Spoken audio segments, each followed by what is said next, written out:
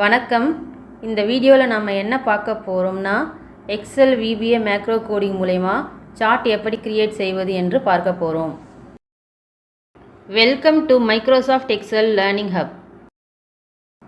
Subscribe செய்யாதவங்க subscribe செய்யுங்க, கூடவே பெல் பட்டனை ப்ரெஸ் பண்ணுங்கள். சப்போர்ட் பண்ணுங்கள், அடுத்த வீடியோ போடுவதற்கு யூஸ்ஃபுல்லாக இருக்கும். சரி, இப்போ நாம் வீடியோக்குள்ளே போகலாம். இந்த ஃபைலை எக்ஸல் மேக்ரோ எனேபிள்டு ஒர்க் புக்காக சேவ் பண்ணியிருக்கேன். எக்ஸல் பைனரி ஒர்க் புக்கில் சேவ் பண்ணாலும் மேக்ரோ ஒர்க் ஆகும்.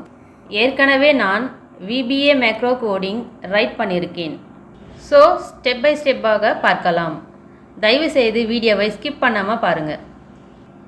ஒவ்வொரு லைனும் F8 ப்ரெஸ் பண்ணி ஸ்டெப் பை ஸ்டெப்பாக பார்க்கலாம்.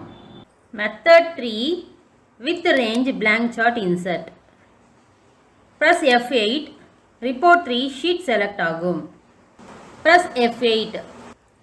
முக்கியமாக இந்த கோடிங்கில் கவனிக்க வேண்டியது என்னென்னா, worksheet active or current செல்லில் டேட்டா இல்லாமல் இருந்தால் blank சார்ட் கிரியேட் ஆகும். இன்கேஸ் ஆக்டிவ் ஆர் கரண்ட் செல்லில் டேட்டா இருந்தால் அந்த டேட்டாக்கான சார்ட் கிரியேட் ஆகும். சார்ட் சோர்ஸ் ரேஞ்ச் B5லேருந்து C14 ஃபிக்ஸட் ரேஞ்சாக செட் பண்ணுறேன். சார்ட் டைப் பார்த்தீங்கன்னா கிளஸ்டர்டு காலம் சார்ட்டு சூஸ் ஆகும். இந்த சார்ட்டுக்கு நேம் செட் பண்ணுறேன். சார்ட் 3 என்று நேம் பாக்ஸில் பாருங்கள்.